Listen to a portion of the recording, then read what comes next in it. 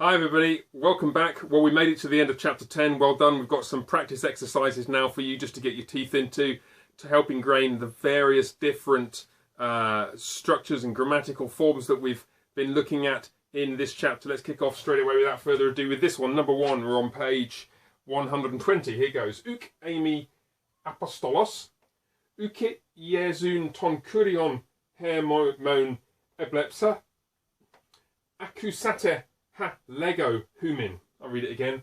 Uk eimi apostolos, uke Iesun ton kurion hermon eblepsa, akusate ha lego humin. Okay, let's just rock and roll, and we'll pick up the various different things as we go along. Uk eimi apostolos, question mark. Well, that's the first thing to notice. We've got a question mark here. We're going to have to roll that into our answer somewhere. Eimi, very simple, I am. And then apostolos, coming after the verb eimi, I am. It's not going to have a subject lexicalized. There's no first person pronoun here. So this is the complement. I am an, oh hello, an apostle, question mark. And then you notice a couple of other things. The question mark means you need to change this to am I an apostle? And then uk, you remember this, when it's at the start of a sentence, is how you introduce a slanted question. Now, interestingly, this is kind of intriguing. Putting it here, you could also think it's negating the verb eimi that comes immediately after it. But actually, as you translate it into English and think about what it means, that would have exactly the same impact on the meaning of the final sentence in Greek as it would have if you just thought of this as slanting the question. Let's just treat it for a moment as though it's negating the verb. What would it mean then? Well, this means, eimi means I am, so uk eimi means I am not. Turn that into a question. Am I not an apostle? Am I not an apostle? That's interesting, because that's a question that's expecting a positive answer. Am I not an apostle? Of course, Paul is writing this to the Corinthians. Am I not an apostle? Yes, he is. That's the answer he's expecting. But now let's suppose we treat this as though it's just a, if you like, a particle anticipating an answer. It's slanting the question. Well, u slants the question in the direction yes. Remember, me slants it as no, because the mnemonic I gave you is that me and no, the m and the mu and the n look similar, whereas the u or uk or uk slants the question in the direction expecting yes. And I find it easy to think, ooh yes, I like studying Greek, ooh yes, okay. So that's your mnemonic for you again. Well, this is expecting a positive answer. So if you were just going to translate this question in such a way as you're expecting a positive answer, you'd end up in the same place. Am I not an apostle? Uke eimi apostolos. Wonderful. Uke Iesun ton kurion hermon eblepsa. Well, here's another slanted question word, this time some distance away from the verb. Put a question mark in there because there's a question. So let's just do this in the usual way. Translate the verb first. Comes from blepo, epsilon augment, sigma suffix, first person singular ending. I saw. That's the verb. Where's the subject? There's no subject. Where's the object? Iesun ton kurion.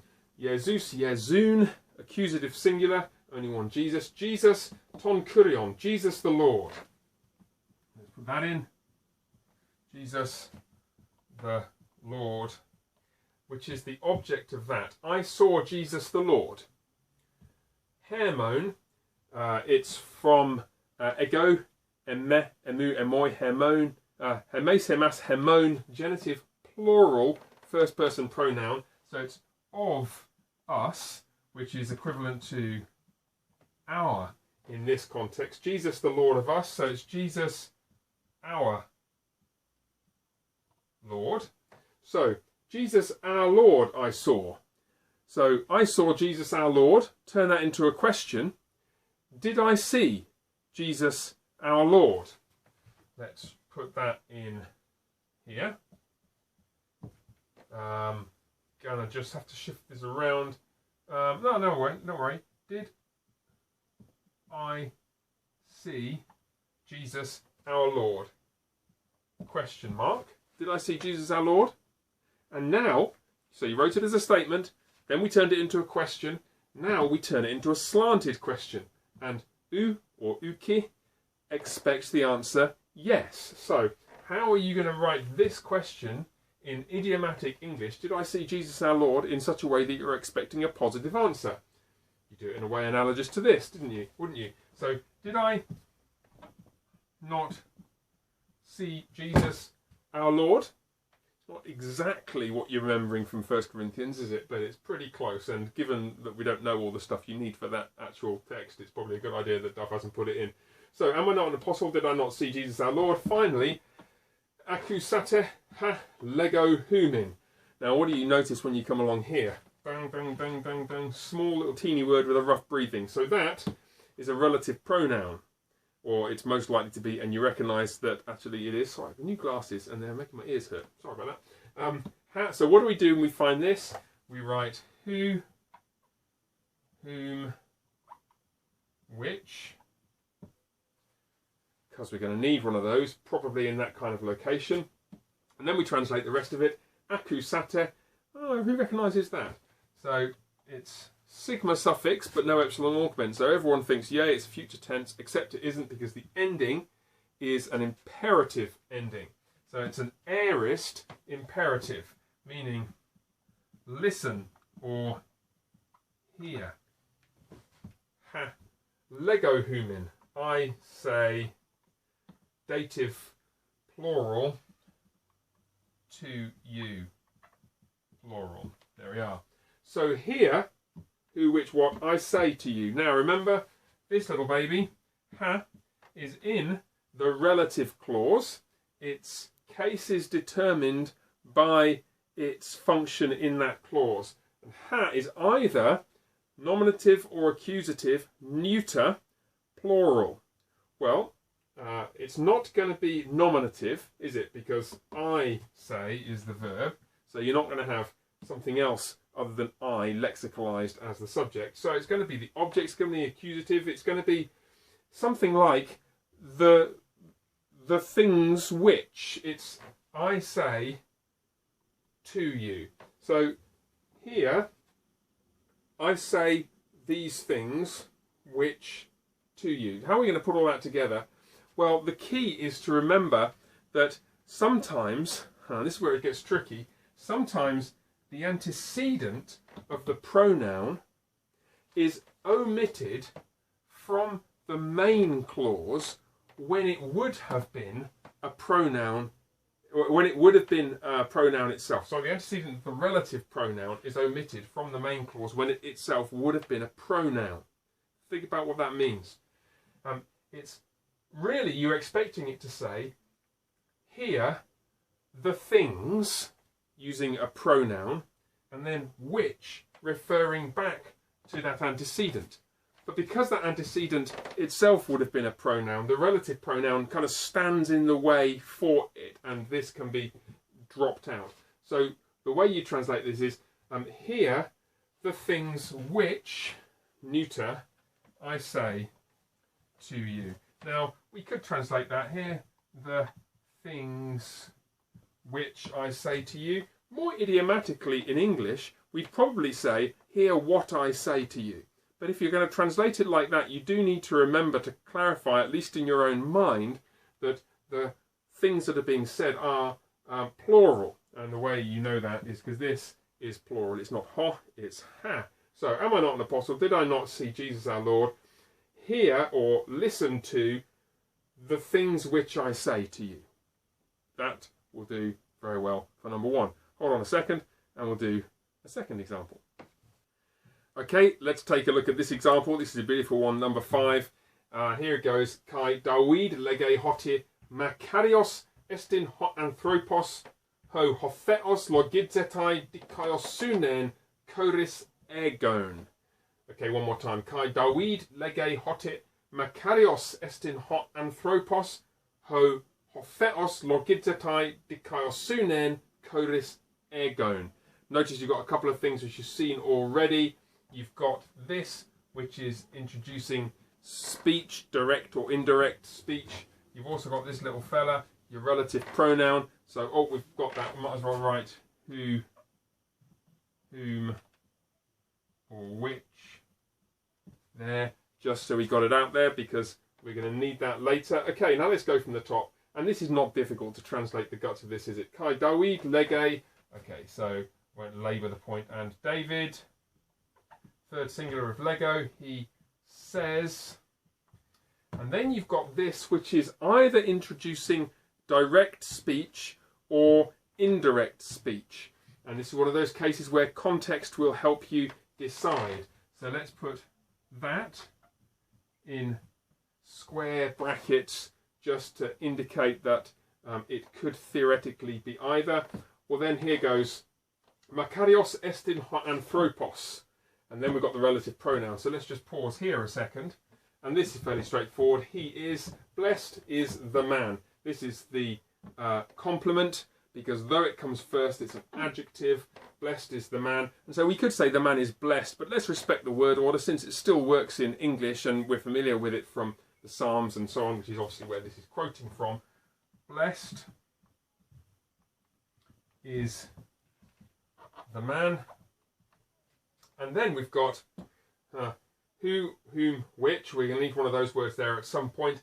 Let's translate the rest of this relative clause, then come back to this relative pronoun itself when we're joining the two together. Hopheos logidzetai, logizomai etai, so third singular. He reckons or counts. Hopheos is God, the subject. God counts, reckons, imputes. I realise there's a theological debate about that. Hey, I just affirm it all. It's all true. Oh, no, that's a joke. It's not all true. But I don't want to get into the debate about whether logidzetai means to impute or count or reckon or what does it mean. And there are a bunch of other things that people have written about. Enough. Stop it. God counts dikaiosunen, object of logidzetai, righteousness. Choris ergon, preposition governing a noun in the genitive, meaning without, or you're used to hearing something like apart from, aren't you? And ergon from erga, this is genitive plural. Works is genitive, of course, because it's governed by that little baby. So, God counts righteousness apart from works. Well, here is where the action is. Now, notice it's in the dative case. So, it's going to be 2 or 4, probably.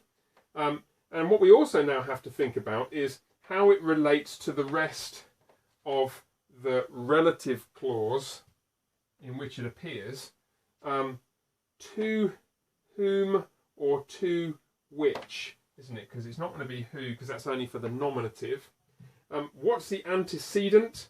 It's going to be the man, which means it's masculine. We're probably going to want whom. In fact, we're certainly going to want whom in English, because it's not a thing, it's a person. So it's 2 or 4 whom. And the point about its function in the relative clause is God counts righteousness to him. So if we were forcing you to break this into the 2 independent clauses from which it was constructed, it will be, and David says that blessed is the man, and blessed is the man is the independent clause, and then God counts righteousness to him apart from works or without works. But since we want to put it together into this relative clause, it's blessed is the man to whom, almost certainly, God counts righteousness, make it simpler, without works. See, it's all nice and straightforward. We just now need to go back and work out whether this indicates direct speech or indirect speech. And the editorial decision here, capital M, that's consistent with direct speech. The fact of its content, I think, is probably decisive, especially if this is in Romans 4, quoting from the Psalms, because that's actually what David says in the Psalm. And so I'd be inclined, therefore, to say, and David says all that in direct speech. Blessed is the man to whom God counts righteousness without works. So number 5. Let's just do one more as we're finishing up together. Okay, so here's the one you're all wanting to see. It's number 12. Do not be amazed at this. Sorry, do not be amazed because of this, because an hour is coming in which the dead will hear his voice. That's slightly long, slightly complicated, but it's got lots of cool stuff in it which we all want to see. So let's crack on with it. Do not be amazed because of this. Well, let's just get started with that. I am amazed, thaumazo, but we want an imperative. Be amazed, or do not be amazed. Thaumazo. Let's go with the plural. Thaumazete. Luete, the son lusate. If we wanted the aorist, we'll go with the present. Now, do not be amazed. We want to negate this verb. And how do you negate a verb that's in the imperative? It's one of the other moods, and therefore, me, not u. Me thaumatzete. Do not be amazed. Right. Because of this. Because renders the Greek dia plus the accusative. Because of this. If it's dia with the genitive, then that's through, but dia plus the accusative, and so we want this, just a relative pronoun, tuto. Me thaumatzete dia tuto. Do not be amazed because of this. Because an hour is coming. Okay, how are we going to do that then? So, because, well, there's loads of different ways we could say that. We could use gar for, we could use a slightly weaker because. Hotte, I think that's the one that Duff uses. I'll pop it in there just so you're getting the same answer that he does. But be aware there are other ways of saying because. Now, an hour is coming. Well, the verb, it is coming, kamai, ketai. Ketai. Third singular. An hour is hora. Hotte. Hora ketai. An hour, it is coming. Now, here's the bit which gets tricky. In which the dead will hear his voice. You're going to need a relative pronoun here. We're going to have to figure out what it is. And it's going to have to agree in number and gender with its antecedent. And its case is going to be defined by its function in the sentence. Well, let's just do it in that order first. An hour is feminine, and it's singular, and the pronoun is going to have to be dative, because it's in a prepositional phrase with n as the preposition. So we're going to go n, and then we want the feminine, singular, dative pronoun, which is hair. And hair, in which the dead will hear his voice. Not too difficult. The dead, this is an example that we found, I think this is back in chapter 5, where you've got an adjective which is being used as a noun by the addition of the article. And we want it to be plural, so it's going to be necros is dead, so we want the hoi, nec, roi, because the point is dead people. They will hear. Well, that's akuo, isn't it? I hear. So we want the future, third plural. So akuo is I hear. Well, we want acus, because we want, we want the future tense, and then we want luso, luses, luce, lusomen, luceta, lususin, akususin. The dead will hear, and then his voice. Very simple. You remember how we do this? We say his voice, we say the voice of him. So let's do like this. Voice is phonaire, so it's going to be feminine, accusative, singular, voice, ten, phonaine, and then it wants to be his voice, the voice of him, I prefer to put this in the middle here, autu, because then it's a sandwich construction. It's obvious that it's the of him voice, but you could put it at the end. Nobody's going to hang you for where you put that. That kind of word order is fairly flexible. So, me famadzete dia tuto, hote hora ketai. An hour is coming. En ho hoi necroi, in which the dead, aku susin, they will hear ten autu phonen, or ten phonen autu. Either of those will be fine. And that brings us to the end of these examples at the end of chapter 10. Well done for making it this far. I encourage you to go through all these examples. Keep working hard at it. There's a nice little section of Mark chapter 6 for you to have a look at with some a few extra bits. Oh, that looks interesting. Lots of bits and pieces. So have a crack at that, and then I'll see you in the next video when we will begin the chapter entitled Special Verbs, chapter 11. For now, God bless. Keep working 20 minutes a day, 30 minutes a day, and we'll have you reading the New Testament in Greek in no time at all. Bye for now.